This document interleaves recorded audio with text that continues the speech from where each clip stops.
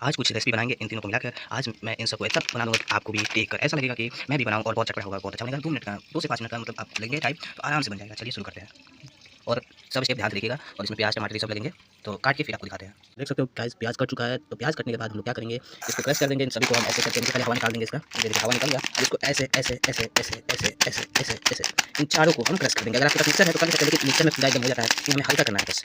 सभी चिप्स हो गए, सबको क्रश कर देना है, क्रश करके मिलते हैं। सभी जो ये वेपर्स हैं, इन सबको मैंने क्रश कर दिया है। अब इसमें डालते हैं और फिर इसको मिक्स करते हैं। फिर आपके पास नींबू, टमाटर ये भी डाल सकते हैं, मेरे पास अभी नहीं था अवेलेबल, इसलिए मैंने नहीं डाला है।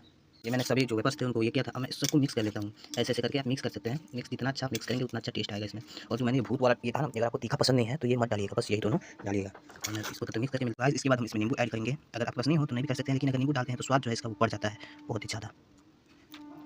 तो हेलो गाइस, तो आप लोग अगर ये ऐसा अगर देख सकते हैं कितना अच्छा है इसका लुक और कितना अच्छा टेस्टी लग रहा है, मैं आपको बता नहीं सकता इतना यम्मी लगता है।